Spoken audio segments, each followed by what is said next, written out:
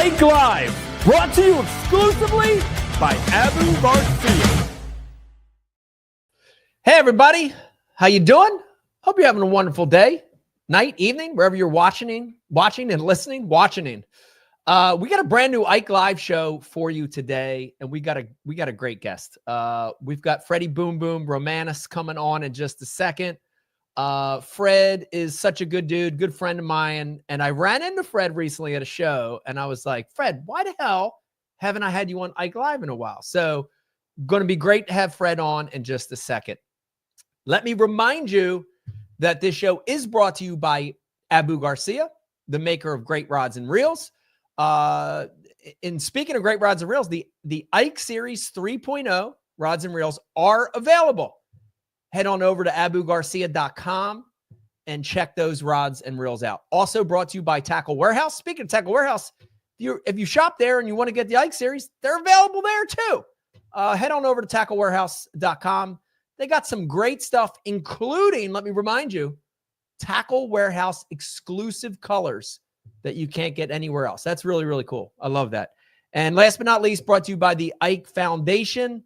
If you're interested in getting kids fishing, if you're interested in getting new kids fishing, head on over to ikefoundation.org, find out how you could help. And we are going to, at the end of the show, we got a bunch of reminders for some Ike Foundation stuff going on. One last reminder, and then I want to get Fred on, is the Dirty 30 series. You see me wearing the hat here, but the Dirty 30 series is out right now. So if you've heard about it and you haven't watched it yet, head on over to my YouTube channel or my social sites or wherever. You'll be able to find that brand new Dirty 30 series. It's basically, we're going to give you an inside look of the life of a professional bass angler. Also, you're going to hear some great stories from fishing over the last 30 years. Got some great merch too, limited edition merch for the Dirty 30 series. All right, enough of that. Let's get him on. I can't wait to catch up with Fred. Fred! Hey, what's going on, Mike? Dude, how you doing? Doing great. Thank you. Dude, before I get into this, I want to say that you were mentioning you've been on the show many times. You've been on Ike Live, but we always have a hell of a time with signal. And you told me you're out in your shop and you got Starlink. Dude, yeah, this is like the Terminator. This is like robots coming out of the. This is crazy. Yeah, it's pretty awesome. I mean, for a long time, we kind of live off the grid a little bit. So, having any kind of Wi-Fi connectivity is a little difficult. So I remember the one time we did in the evening and I went out the front porch, had like flashlights behind me. I was like, you're holding an antenna over your head. Yeah. So no, we're here in the shop and back in Russellville, Arkansas. That's awesome. I also was going to tell you this, and then I was like, I'm going to save it for the show. Dude, I'm very proud. I like my shop, and I feel like I put a lot of work into my shop, and it's well thought out. But dude, when I look at dude shops, Fred, I love your freaking shop. Like you have in the world of shops, you have the best man shop out of everybody. Like I have man shop envy when I look at your shop. Ah, shoot. You know what? I'll be honest with you. It's all Julie. It's not me. She is very meticulous with stuff, and I'm messy.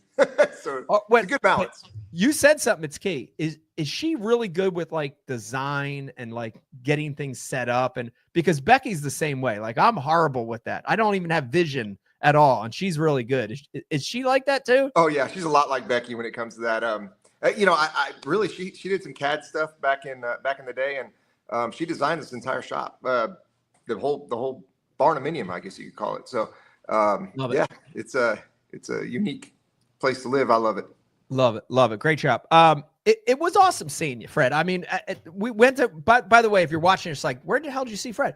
We were at the Columbus, Ohio show, which was very iconic for me. Cause I think was it like the 15th or 20th reunion or something of the show? Do you remember? It was an anniversary show. Yeah, it was the anniversary. It's funny because I just got off the phone with David just a minute ago that runs those national fishing expos. Yeah. And I was like, hey, I'm about to get on Ike Live. He's like, really? So, awesome. But yeah, no, he's been doing them for a long time. And I don't know the exact years and anniversaries, but I knew it was something like that. But that was great seeing you. Dude, it was great seeing you, and it was great to be back at like a show, like the show scene, and it felt like nostalgic to me. You know, like I walked in, like literally, I just got off the plane, I walked in, and you're there, you're crowded by people, like you're in this little fan area, and they got you literally huddled up. And then, of course, you're delivering seminars, and I got to sit in on a couple of your seminars, and like, dude, it felt very old school and nostalgic because people were being like normal, you know, like honestly, it's the first show I've been to since COVID that felt normal. That felt like, oh, the world's back to normal a little bit. So it was cool seeing you just in that old school environment, you know? Yeah, no, honestly, it was, I mean, it's been great. This year's been a lot of those shows for me. And I haven't done them in a long time, to be honest with you. Same as you said. And get out there and actually, see familiar faces, meet new people, just get out there and talk fishing. And, it really brought back some good, memories and stuff like that. So I enjoy doing them. I really do.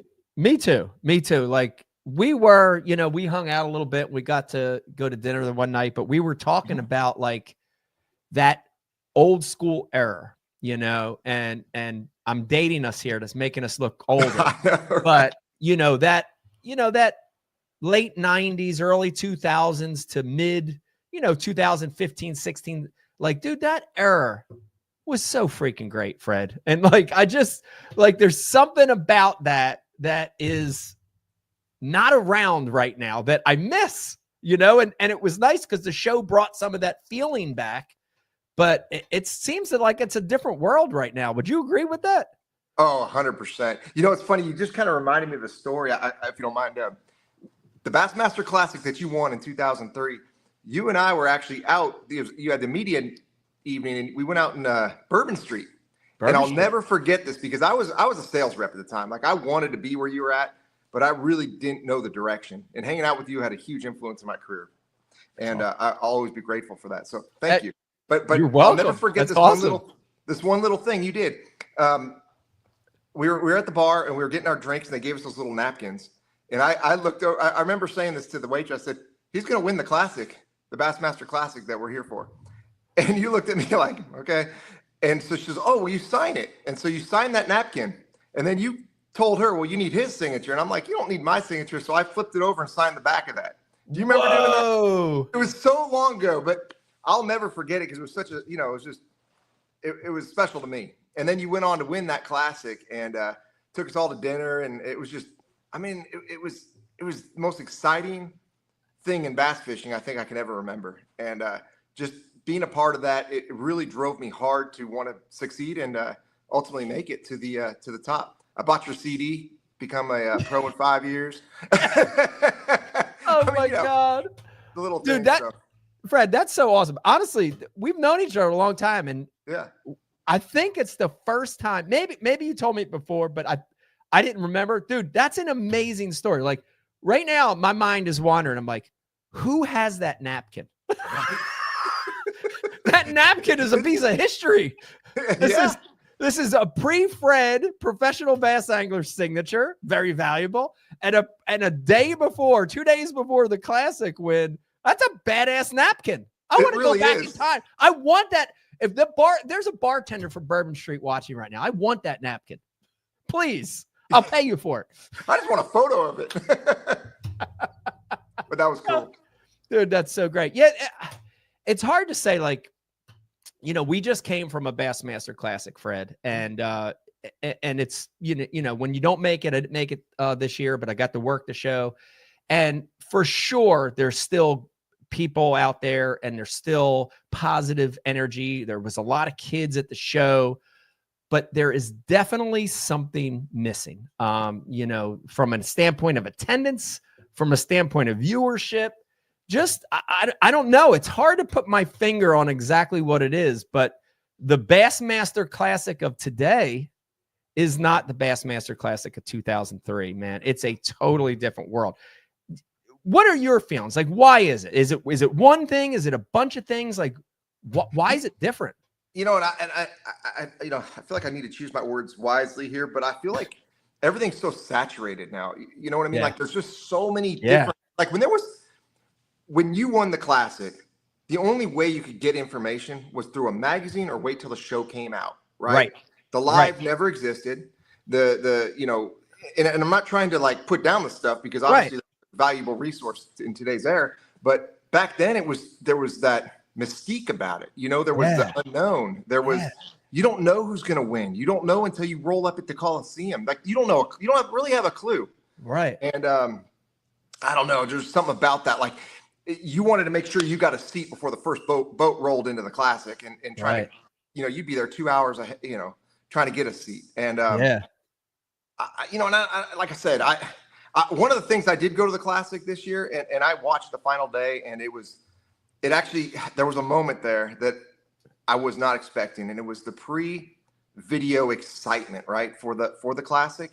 And there was a little clip, and it just had me pulling a 9-pounder out from 2014 from Gunnersville, and I hollered Bassmaster Classic, and not, you know, as of right now, not being a part of the Bassmaster, you know, side of the world. Yeah. Dude, it brought a tear to my eye and gave me goosebumps just to see that and see that they still have that on there. You know what I mean? Like, I don't have any ill will or anything like that towards Bassmaster by any means. And just to see that, it just made me feel good, because sometimes you feel like since you left, you've kind of forgotten about, or you're just not a part of that anymore.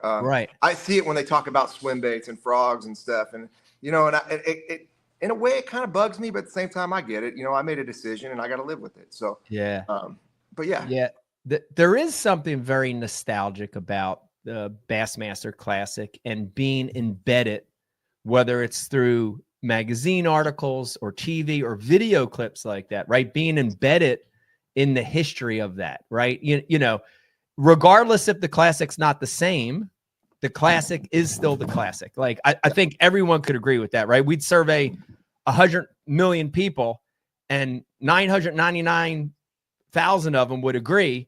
Boyd Duckett probably wouldn't, but the rest would, that the Bassmaster Classic is still the biggest thing in the world of professional fishing. So there is nostalgia there. And I feel that too. Fred, I haven't made a Classic in 3 years. I'm so down in the dumps about my fishing right now. Like, I want to get back to that tournament so bad. I'm the same with Red Crest right now. So yeah, I know. But I'm gonna go work. Do you feel? Oh, go ahead. I was just gonna say, do you feel that, like, that desire to be back at that particular event? Because, and I'm being honest, Fred, it's one of the reasons that I made the decision to leave MLF. It's not the only one, but it's one of them. It was, you know, like when I closed my eyes, I'd close my eyes and, you know, you have them dreams about winning. And my dream of winning there, the elites, or especially the Classic, like that dream was way higher up in my mind than anything else.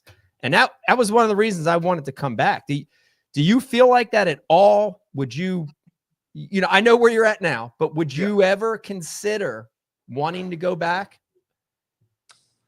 Oh, I'd leave my options open for sure. Yeah, there is something about it. I mean, like I said, watching you win that Classic back, and that was what drove me to get there and want to do it. And it's every little thing and aspect about it, from picking your theme song rolling in there to looking up at the crowd and looking at those big screens. And I mean, there's something about that environment, you know, it is special. And, you know, again, I got to be careful what I say. I don't know what I can say and what I can't say, but I do have that in my heart. Of course. I mean, I would love to roll through again. I would love to have an opportunity at the Classic. I don't know how it would work. I mean, you know, I don't know where I'm going to be in 2 years from now. You know, I may be back over there. Who knows, you know? Yeah. Well, I can tell you this, Fred, if we ever both make the Classic again together, we're going to duplicate that night at Bourbon Street after the win. We're going to duplicate that some. Now, we might have to take out the strippers dancing in the cages because we're both married now, but we're going to take that away and keep everything else, because it was I think that was Ish, actually. I think that was Ish. You're right. I think it was to be quite honest with you, I think that was Ish in there.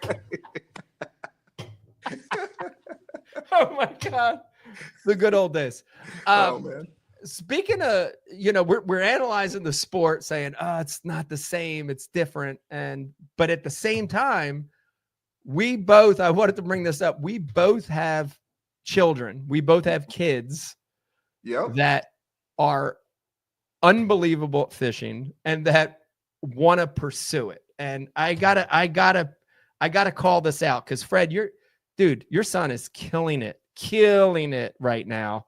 And I'm just like watching from afar. I'm like, dude, Jackson's good. He's going to be better than Fred. And I don't say that to be mean, Fred. But no, I'm watching him and I'm like, dude, he's going to be better than Fred. Like he's got, I can see it. If you're a fish head, you watch somebody's like body language and how they fish and you're like, dude, that dude's got it. How does that make you feel as a father and as a mentor, because you're mentoring and coaching him as well, knowing that the sport is in a funky place right now? Does that affect the way that, that you like want to push him or want to guide him, or are you just kind of letting him do his own thing? I do believe it's in a funky state right now, and it is. I mean, it's not believing it. It really is. I mean, I do think that it's going to get a lot better. I really do. There's too many people that want to do this. There's too many. I'm watching, and I'm going to get back to your thing right here. But my youngest son, Avery, he's really into sports, basketball, football, and track and everything else. And all his buddies, when they're not doing that, they're pond hopping.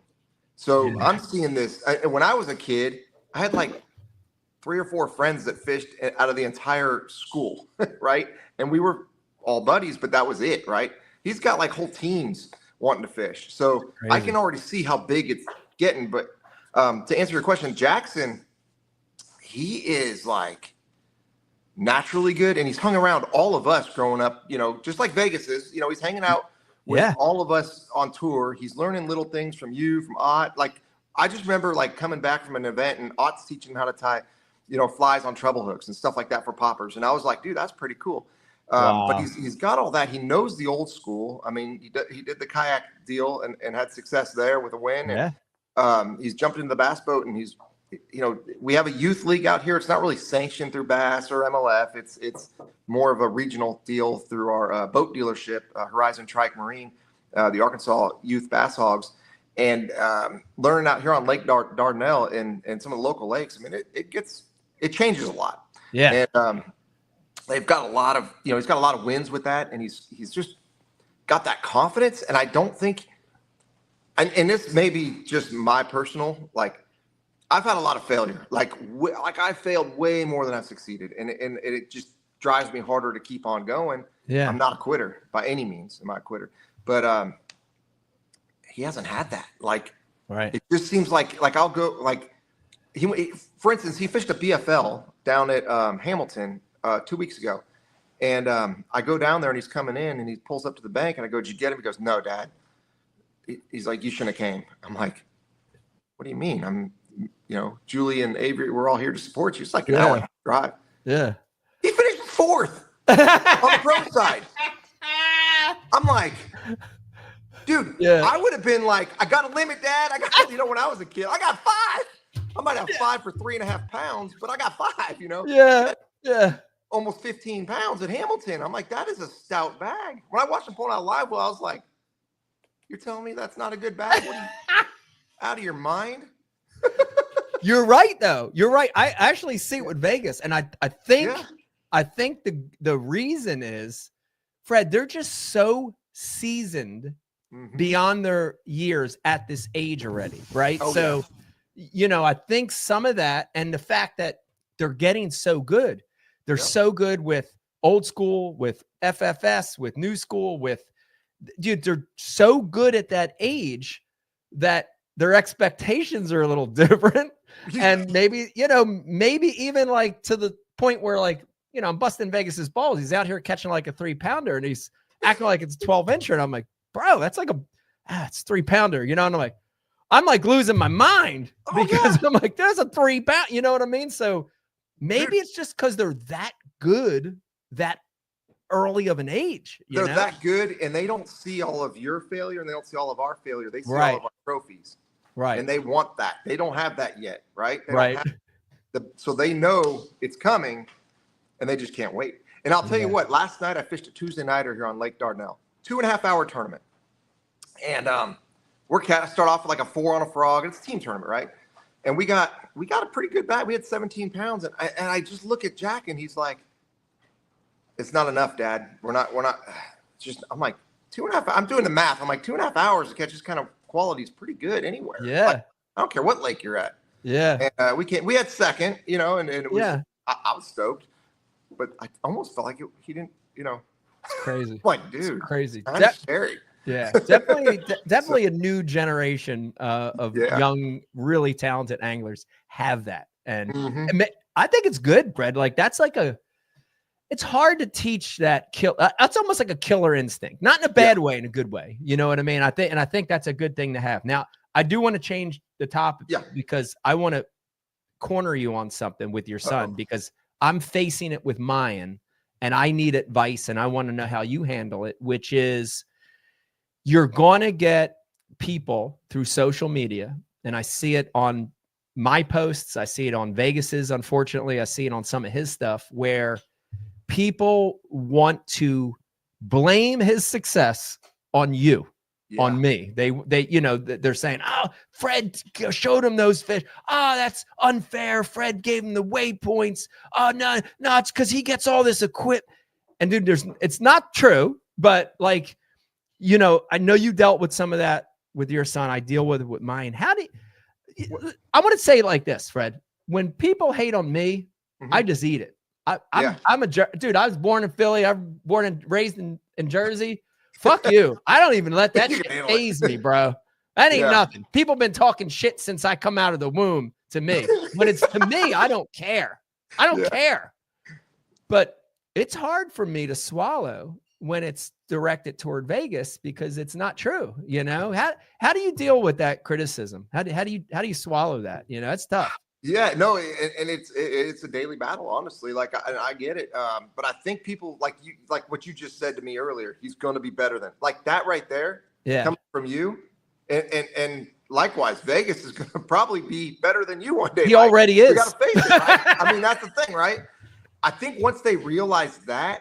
They can't say they did nothing they can say can even it doesn't matter. Right. Now I will say, yeah, he's fortunate. I mean, I never stepped foot on a bass boat till I was 18. He's already cashing professional checks and winning tournaments at 15. You know, he's 17 now. And I mean, yeah, we were able to bless him with that because they lived, you know, our lives. This is what you and I worked hard for. This is what we have done for our kids. And granted, it's not stopping the next kid that may not be raised like this to being as good as him. Right. It's all about time on the waters. There is absolutely no substitution for it. 100%. I was told that years ago, whether you're fishing the bank, fishing ponds, get 100%. Out there and fish. When you get home from school, finish whatever chores you got and go find a pond. Go ride your BMX bike, find a pond, go fishing. That's what I did. And it worked for me. So, I mean, granted, our kids are going to get probably a little bit, you know, a couple of years advantage, I'd say. Yeah. But in the end of it, it's a level playing field. I really do think so. I agree. Nothing beats repetition. You hit that on the head. And I think the only advantage that they're getting, and I'm glad they're getting that, is that they're getting to see the other stuff more up close. So, you know, it's like so many kids Vegas's age in high school don't see the business side of it. They don't see the downs. They don't see the travel. They don't see the disappointment. So I'm glad our kids are seeing that because if they really want to do it, that is a reality of the sport. And I'm glad they're understanding that piece of the business as well, you know? Absolutely. Absolutely. I do appreciate the fact that there are schools out there giving scholarships to fishing. And that's one of the reasons that we can afford to let Jackson use a boat and a truck, you know, and get to fish because you know, one was his academics, his grades, his schooling. You know, he worked hard at that, so he's got excellent grades. And then, you know, he's getting to fish for Murray State next year. So he's going to back off the pro side a little bit next year to do the college thing. But really, it's so he can get that business degree and maybe a minor in marketing or whatever he wants to do there. But as long as he can walk away from the school with a degree and some, you know, some of these colleges are paying for all their expenses for fishing. You know, they're paying the travel expenses and. You and I both know that is it right there. I mean, if you can get that covered and go fish all these lakes and get the experience on them. It's a big deal. It's a big deal. It's a really big deal. That's awesome. Yeah. Well, I wish him the best. I know he's going to have a ton of success. I did want to go back, Fred, and you mentioned something, and it made me think about a show I did with Ish a couple months ago, maybe. And you are known as a frog guy. That's one of your things, you know. And we did a show, and I cornered Ish on who was on his frog fishing Mount Rushmore. And he was throwing names up. And as we were doing this show, that one was a live show, and we had people commenting in. Not only Ish, but Fred, 90% of the comments that scrolled through put you on the Mount Rushmore of frog fishing. Dude, wow. You were there with Bobby Barrack, Cliff Crochet, Dean Rojas, of course. Just the iconic frog anglers of our history. You were there. Alfred Williams, you were right there you were carved into the mountain with those faces. That's got to feel good, dude, to know that, that you have a place in history based on a technique like that. That's got to feel good. Yeah, I'll be honest. That's an honor. I really appreciate everybody out there thinking of me like that. I've worked hard trying to master that technique, and it's actually, I mean, it really has carried me a long way as far as just in tournaments success. Yeah, I've got a lot of confidence in it.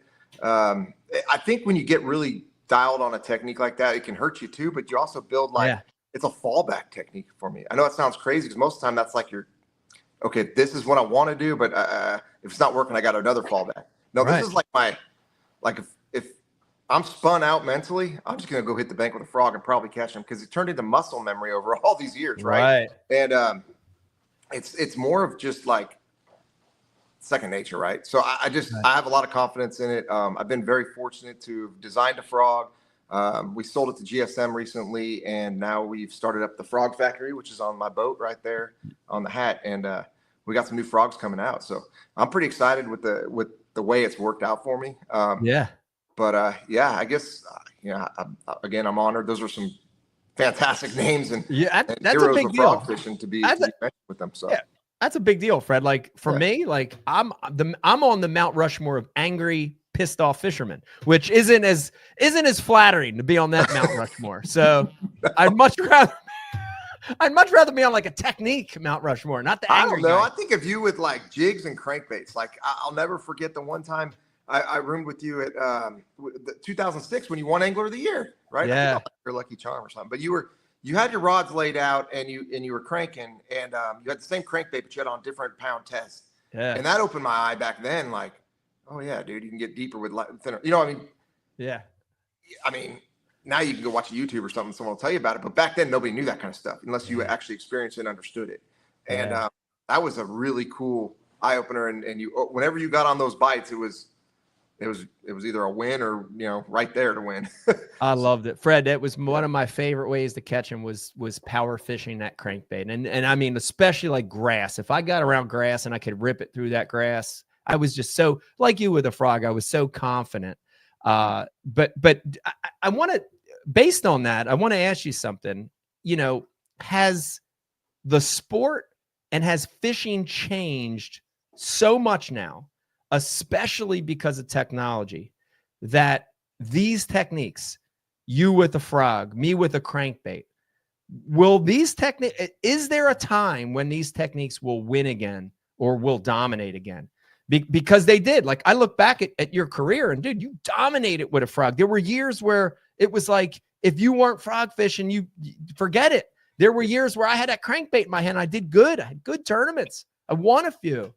And I just feel like maybe we'll never see that again. Do you think we will see big wins on a frog again?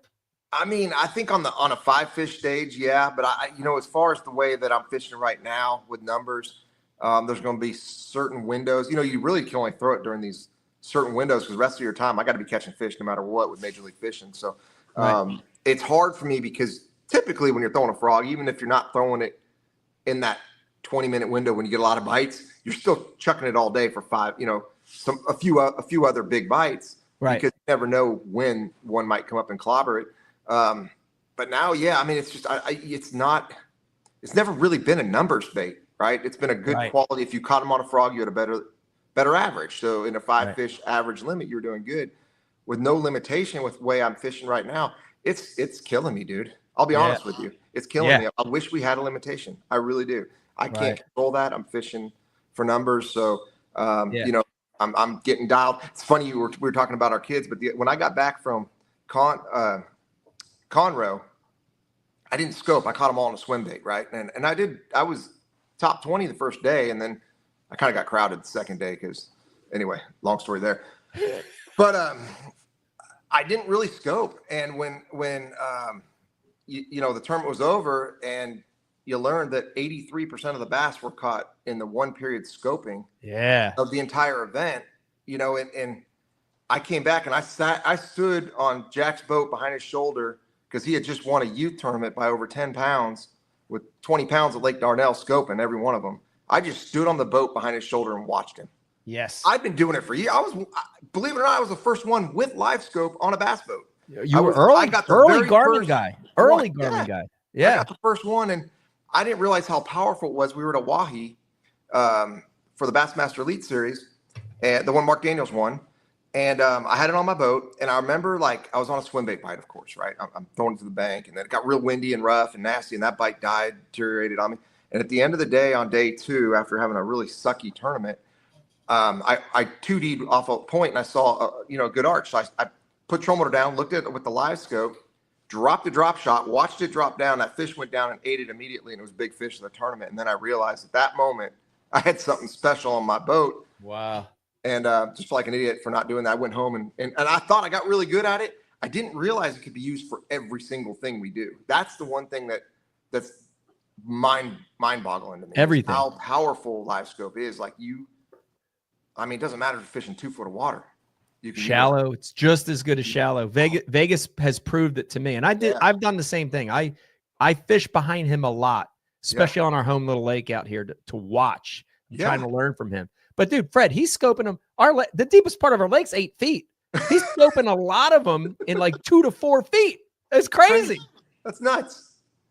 It's bizarro. It's impressive. I think they just process. Like, I know you've probably heard this a lot, but I really think they grew up on tablets. They grew up on all these.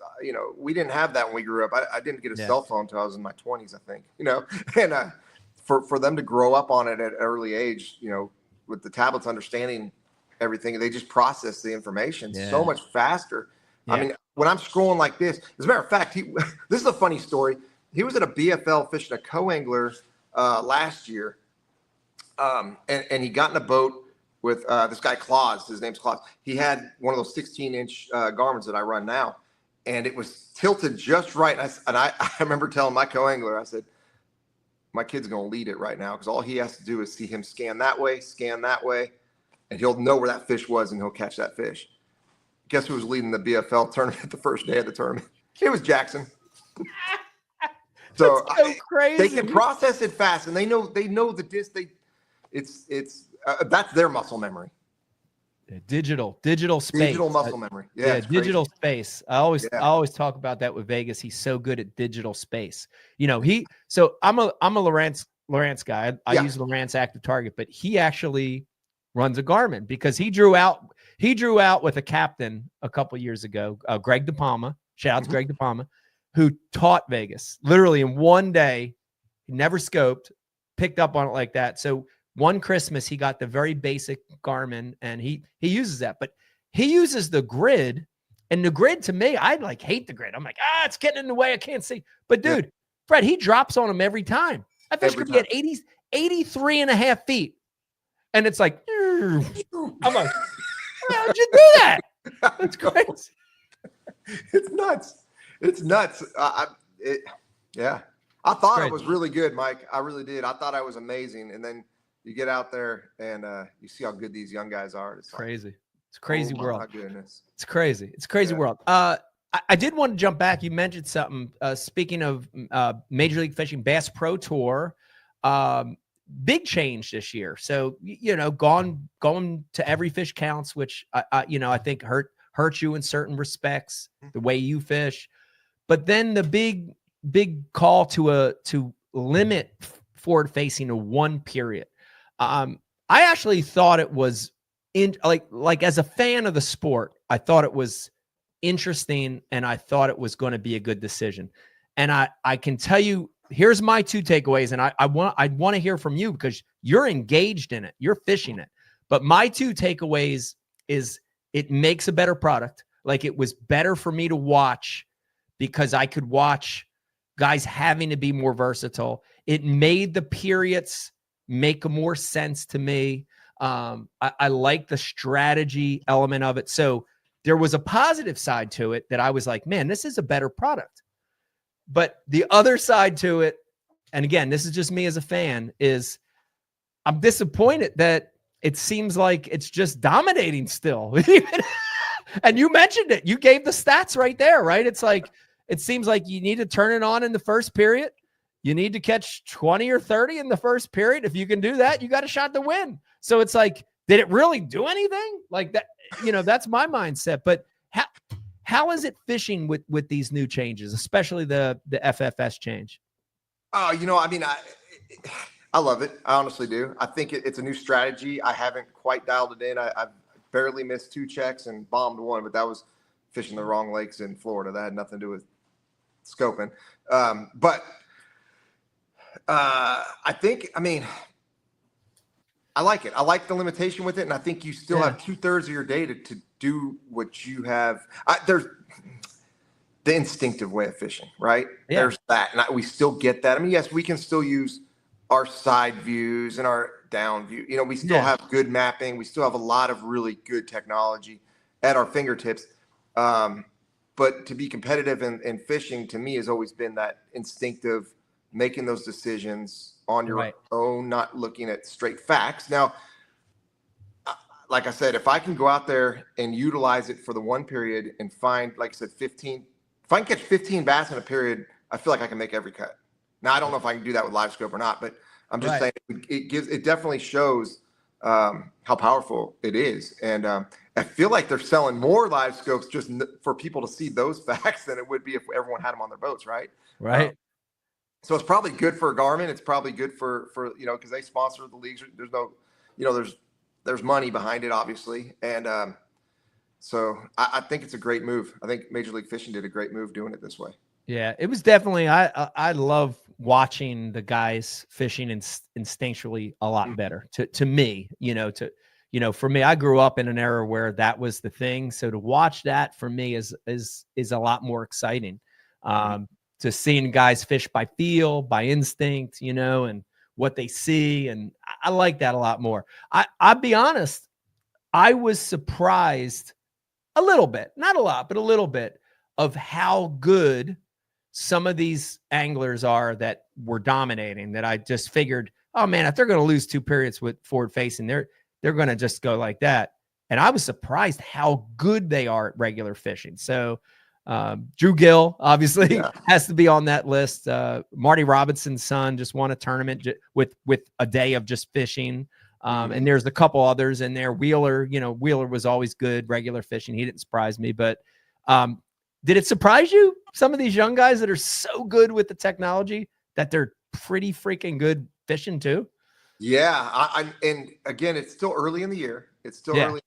And fish are pretty predictable through April, I really believe. But it's surprising. Like, I knew Drew Gill, as good as he is at it, he only needed 1. He could just put the boat on the trailer after that period at every event, in my opinion. Like, he's on our tour, he's in a league of his own. Yeah.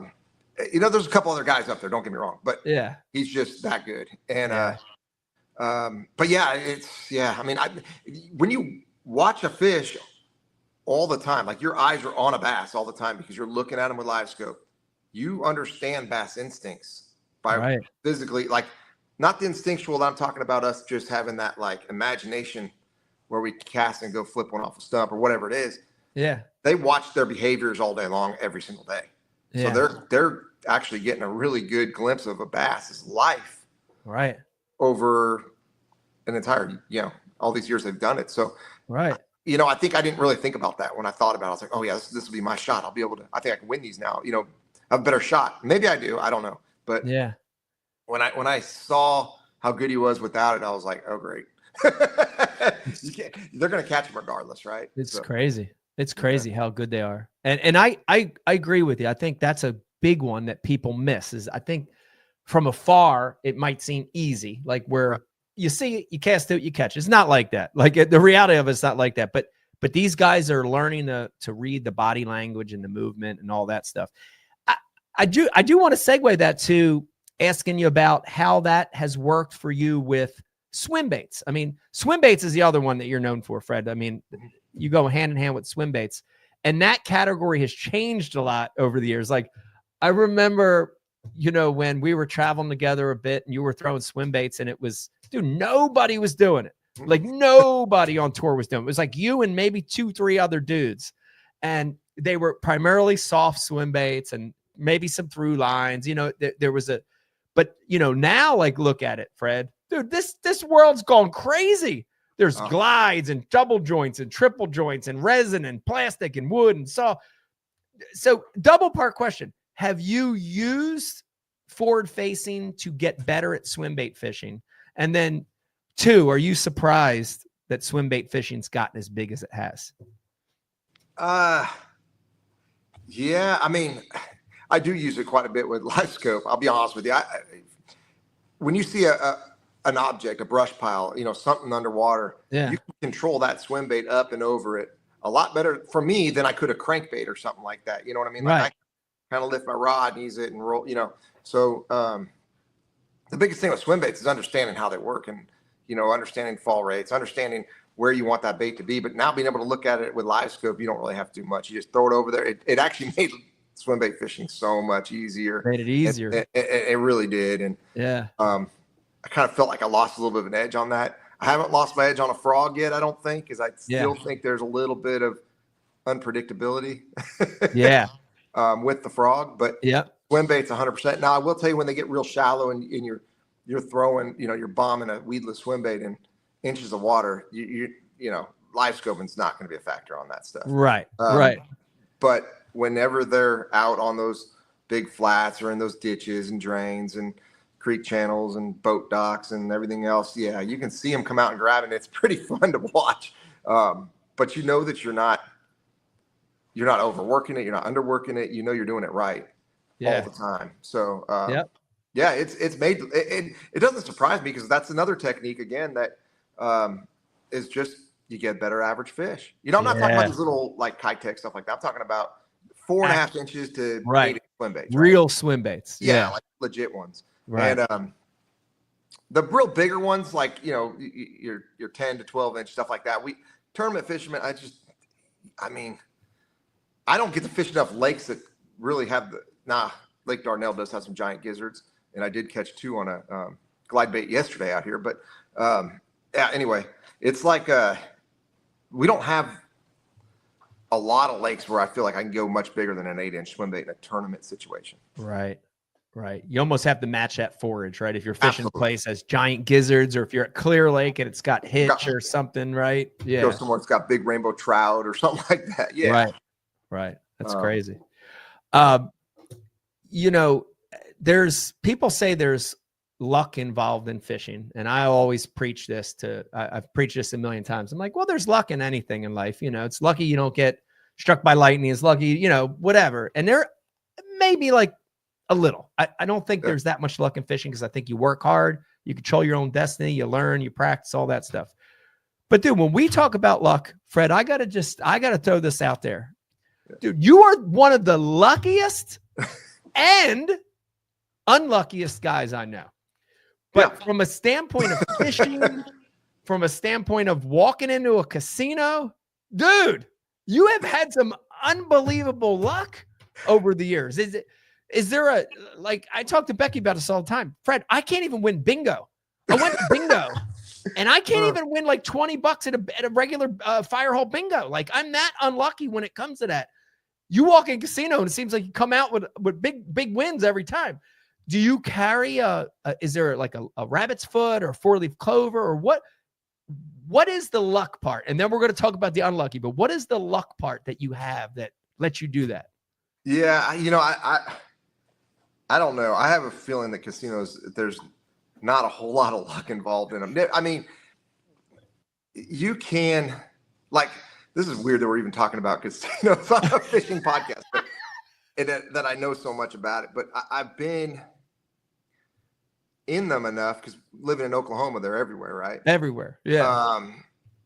And I think it's just, I think honestly, it has something to do with fishing. You know, hey, you're observing on the water, you see birds diving, you see, you know, things in action and activity taking, you know, control, and you run over there and you catch the bass.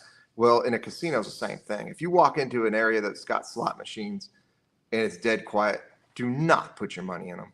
I'm just telling you. Now, if you go into an area and you see guys in black suits with clipboards and they're starting to linger around a little section, go find you a slot machine around them because they're fixing to pay.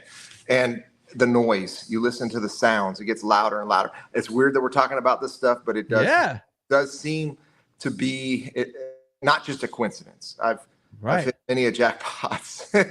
It's always around those little scenarios. So, I but love as far as blackjack, stuff like that, you just play enough. Yeah. I was in sales at like 21, went to Vegas. I think that year I spent almost a month there with different trade shows and was playing $5 tables, you know, in the evenings, and just spent a lot of time at the blackjack table. And I learned that it's not your hands that you play, it's how you bet. You got to learn a progressive style betting and take your winnings as you get them, but add to your initial bet every time. And you can actually come out ahead, but it's still like a 35% ratio. I mean, it's not like real good. You got to know when to walk away. I mean, that's I always told myself I could probably make $300 every time I walk in a casino. Wow. And the problem is I get greedy and I want to make that 300,000 or 2,000. So it's not always, but I do hit those slot machines once in a while. I've had some pretty good success with that. Wow, that's awesome. Well, I'm glad it's not all luck. You're putting fishing theory into it, which I like. Yeah, I think there's just that observational side of it.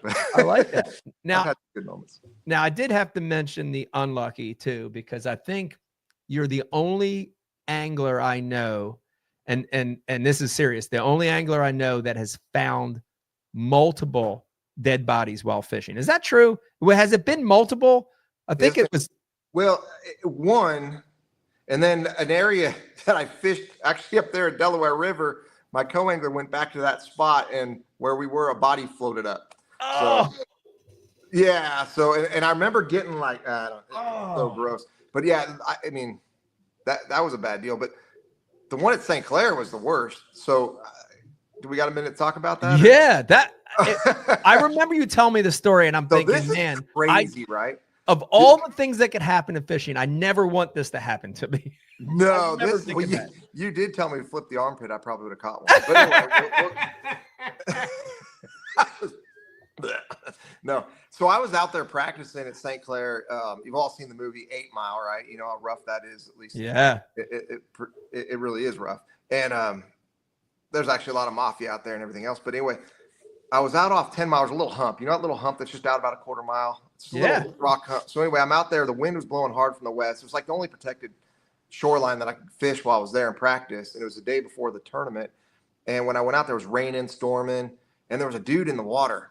And he was just kind of walking backwards like this. Never put his hands out. And I'm going by and I'm throwing a spinnerbait. And I catch like a 3-pound smallmouth. And I'm waving to the guy.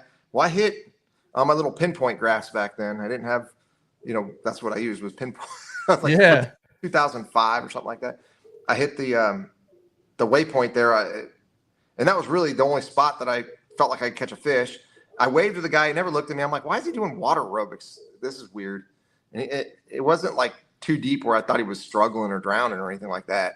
Well, the second day of the tournament, I actually drew the Yamaha rep at the time. It was a Toyota. It was a Everstart, is what they called them back then. And I was in like 25th the first day out of 200. Second day, I go down to an area where I caught him the first day, and it was too windy, too rough. So I went over to that spot where I had that waypoint. And as I was running over there,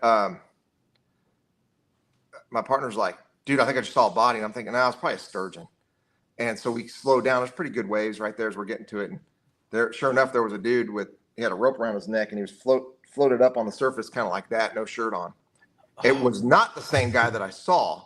Yeah. However, you put the 2 and 2 together. What was that dude doing out there? Right. So Anyway, I went over to the Coast Guard, which is just not that far away. Yep. And I hit the man overboard button on the where that guy was. That was the first time I think I've ever hit it on purpose. Yeah. On the GPS. Anyway, I took him over there. I went from 25th the first day to blanking that day. I was so shooken up.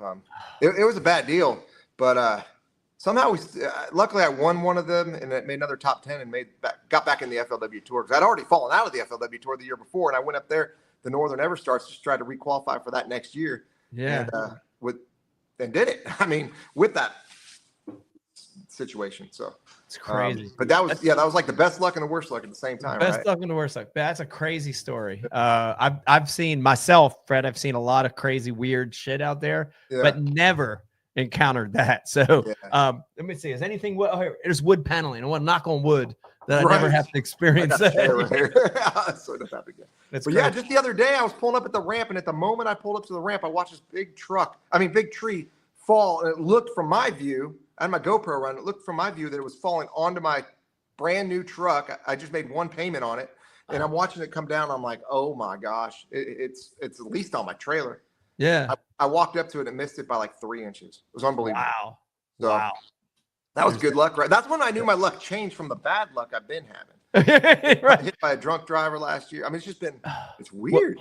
Well, they say bad things come in threes. So if you got past number 3 and then you had something good happen, I think you're on the other side of it, Fred. You're going uphill now. But I think my bad luck was like 3 times 10. I think it was like 30. But yeah, now we're good. Now I got 4 tournaments to try to make MLF's having another cut this year, right? They're going to they're cutting another 20 guys right. to get to a 50-man field, which kind of bums me out a lot, honestly. Because I know I'm right there on that chopping block, because I've had a couple of bad seasons like we talked about. And it's honestly the reason I feel like I've had bad seasons. It's not that I'm not good at live scope or I just haven't made it my primary yet. You know what I'm saying? Right. I'm still doing what got us to where we're at in our careers. And it was prior to the technology, where these young guys coming in, this is their everything. Number one. It's their number one, right? Yeah. It's their strength. So I actually went and got these new sea brakes put on the back of my boat. We're allowed to use them in Major League Fishing. Yeah. And I got them put on, so I can't wait to go to the next event with them and see if I can slow my rolls. I'm power fishing. If I see some fish, I can catch scoping. During my scope period only, of course. That's awesome. Well, I wish you the best. Is there one event with the remainder coming up that you're really looking forward to, that you look out there and you're like, oh God, I can't wait for that one? Oh, dude, I honestly, it's all of them. All the events that we got, I've had top 10s at every one of them that we got, but they were all pre-live scope, right? Pre-live scope, right? Pre-live scope. So the next one, Chickamauga. Chickamauga was a springtime deal, and I made the knockout round 2 times ago. Last time we were there, I didn't do very good, but that one's the next one, and then we go to Nickajack on the knockout round and final day, and then we got heavy hitters, which I qualified for, and that'll be at Smith Mountain Lake. I haven't been there since we were there for the elites many years ago. I haven't been there in years. Same thing. I haven't been there in years, and they're catching them though. There's being caught. Yeah, dude, it's incredible. But I can't wait to go back to there. Like I said, I've had good events there, and then Potomac River. That's where we get to go, and I'm really excited to go fish there, because that'll be a good one. Kind of like the Delta where I grew up. So definitely your style, Fred. Definitely my style, and I don't know how, and obviously you can't say anything, or no one can say anything, but I don't know how scoping is going to be a dominant factor on that body of water. I just feel like I think I could fish them, and then hopefully figure something out. To use my period wisely. Yeah. Well, I wish you the best in all those. Fred, before I let you go, I'm going to put you on the spot one last time. And this is Ike Live, so you got to give me an honest answer here on this one. Yeah. People are going to be watching this. It will be most likely post Red Crest when they watch this. Okay. I want you to give me 2 parts of this question. Give me the bait and or technique that will win Red Crest at Guntersville, and give me a name, and I'll do the same. I'll reciprocate for you, and give me a name of someone that you think will be hoisting that trophy at Red Crest on Sunday. Man, there's a lot of them. I'll tell you who. This one's kind of a sleeper, but not really. If you look at his results, especially around that area, I'm gonna go with Jacob Wall. Ooh, I'm gonna go with Jacob choice. Wall because Good choice. One, I feel like he knows it real well. He is very good at scoping. It is springtime, and he's very good with the glide bait and swim baits. And I feel like those could be some good patterns. I'm and who knows if he does any of that with being the time of the year, but I feel like he's going to be pretty deadly there. It is numbers. Can I take another name out there? Yeah. Pick a second one. Now I don't know who's in it, so that's the problem here. Is either Bobby Lane or Chris Lane in it? I think they're both in it. So I remember an event that I fished. It was a charity event, and Bobby was there, and he blew it away flipping grass in the spring. Wow. And knowing it's a numbers deal, and knowing we actually won a little deal last year where there was no live scope. We frogged them all in the fall. Pretty big bag, 27 pounds in the grass. And I know Bobby, that the fish are in the grass, right? I'm going to go with Bobby Lane, even though he's won it before. Great choice. I think that would be my number 2, right? Great choice. It's easy for everyone to go Jacob Wheeler or Dustin Connell, but I think those are my 2. They're hard to bet against, right? I mean, they may be the dark horses, but I do feel like they're not bad choices. You know what I mean? Yeah. I like both of them, and I love me some Bobby Lane, especially knowing that he's more of an old school angler. He's hot right now. Probably won't turn on as forward facing. So I like both of them. I think Jacob Wall's a great choice. Here's my choice, Fred, and there's so many good ones. And I'm going to go original West Coast guy that has transplanted to Guntersville. So I'm going Justin Lucas. Yeah. And I'm going Justin Lucas because I think he's the perfect mix right now, of what makes a good pro. And I think has an old soul like you and I, right? Like he can get up there and he can whine a chatterbait. He can whine a coal shad up there shallow. But he got super good at scope. He's young enough that he embraced that technology. I think you sprinkle in the fact that he's, West Coast mentality is good to have, I think, as an angler. So he has that, but he's also a local guy. He's lived on Guntersville now probably over 10 years. So I'm going Justin Lucas. So that's if we're at the casino right now, it'd be how much? What do you think, Fred? How much money be gone out on these guys? What would you be putting out? I'll tell you what, I'd probably put a little on Justice Lucas too. That name, I don't know why I didn't think of that one, because there's no doubt he's going to be a player in this one. He will be on the final day. All right. So I don't know how they do the odds on that kind of stuff, which I think fishing should be a gambling. It should be. I'd rather bet on other people than myself at sometimes, Pull out. But it's a sport. You should allow it. Well, I think they were great votes, and we'll see. It'll be interesting. I'll text you after Redcrest and see which one of us was right, or somebody just comes out of nowhere, like the guy that comes through they qualify a guy, I think, through their nation or federation, and probably be that guy, and we'll both be wrong. But it'll be Marizo catching Big Mama. Marizo's not even in it. He's gonna show up from Japan and win. I miss Marizo, man. I do too. I don't even know why I thought about him. I just thought of I love Marizo. I miss Marizo so much. I follow his social media, and it makes me smile every time I see him or hear his voice. Like, Fred, remember how happy he was? Always. Dude, he could have lost, like, jumped the 6-pounder in a tournament, and he's just just always so happy. Know? I love him. I miss him. I miss him too. Fred, thank you for coming on the show, dude. I had so much fun. We're up way longer than I told you. I told you like 30, 40 minutes, or an hour. I had so much fun catching up with you and getting your thoughts on some of this stuff. I can't tell you how much I appreciate you coming on. No, I appreciate it, Mike. Thank you so much. Yep. And good luck the rest of the season. And we will hopefully see you down the road somewhere, Fred. Absolutely. You got it. Later, man. Thank you. We'll see you. Bye. There you have it, guys. Freddie Boom Boom, man. God, I loved it. This was fun. These are one of the shows. I do these shows, and when the 1 hour, I'm looking at it, 1 hour flies by, felt like 5 minutes. You know it's a good show. Had great rhythm, great flow, and it was great catching up with him, getting his thoughts on some of these hot topics going on right now in the sport. And definitely appreciate his advice on how to handle your children and your children progressing in the sport. So that was awesome. I appreciate you guys watching. Listen, keep the comments coming. We want to hear from you. We want your opinion. We also want to know, who do you want to hear on the show? Please, if you're watching this, drop a comment. Leave us a comment. Leave us a note on shows or topics that you want to hear about. Very, very big, important part of this show.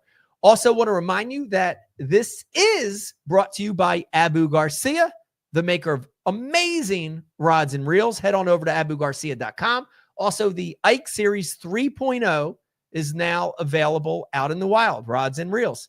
Get them at Tackle Warehouse as well, and they are a great sponsor of the show. Head to tacklewarehouse.com. Also, Tackle Warehouse has some amazing exclusive colors going on right now, so you got to check those out. Last but not least, brought to you by the Ike Foundation. Getting new kids fishing one at a time. Head over to the ikefoundation.org to find out how you could help. Speaking of the Ike Foundation, I did want to throw this out there real quick. The youth events have started, both the Hook 'em Early and our junior high school trail. So if you live in the tri-state area, Delaware, Maryland, New York, New Jersey, Pennsylvania, head on over to Ike Foundation if you've got some kids that want to go fishing. Also, we have the Ike Foundation Pro-Am that happens every year on the upper Chesapeake Bay. Guys, this is a big deal. We're giving away a Bass Cat boat, Yamaha motor. You don't want to miss this tournament. Big prize, a $30,000, $40,000 prize. And the great news to the Pro-Am this year, guys, it is the last day you can fish the upper Chesapeake Bay before it cuts off. So if you're an opens angler, if you're fishing the Bass Opens, you can use this tournament as a practice period. Come and support kids fishing, get a little bit of practice in. It's a win-win. If you want to fish that tournament, go to the ikefoundation.org. Information on how to fish that event. Last but not least, and then I'll shut up and let you go, Dirty 30 series is out. You can look at it on all my accounts, social media, website, and of course my YouTube page. You got to go check it out. It's the Dirty 30 series, looking at the present, the past, and the future of bass fishing. Also, Dirty 30 merch available now on the website as well. Guys, thank you for tuning in. It was so fun to have Fred on, and definitely appreciate you watching. Until the next one, have a good one. Bye. Do you fish for excitement? Do you fish for passion? Do you fish to get outside?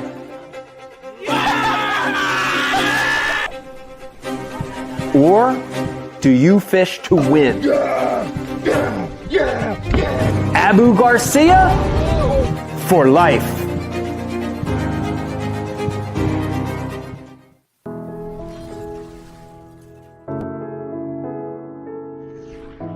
You know, right now where we're standing, we're in Camden, New Jersey. Yeah. Philadelphia is right there. This is the concrete jungle. And, you know, a lot of those kids, as they grow up, they don't fish. It's interesting because they're surrounded by water. You know, the Delaware River, the Schuylkill, ponds, city park lakes. But they don't have the influence to cast, to fish, to have a rod and reel. And that became our focus, you know, is to target kids in what we call non-traditional areas, you know, urban areas, city centers, where the population's high, and let these kids have an experience. You know, it's amazing. I mean, some of the experiences we've had, whether it's Central Park in New York City, here in Camden, other parts of the country, even just casting. Yeah. It's unbelievable to see it, isn't it? Yes. It's unbelievable. Yes. And you know, you see these kids have this experience they've never had, and they light up, you know? The big thing, I think, for the Ike Foundation is we're not saying we want all these kids to become professional anglers. No. Be great if some of them did, but we want them to have that fishing experience because it ties them to so many other positive things. The outdoors, nature, conservation. Ecology, you know, all these amazing things in life that maybe they wouldn't have been exposed to any other way. We're trying to help with that. So it's important. It's important for us. Yeah. We're proud of it.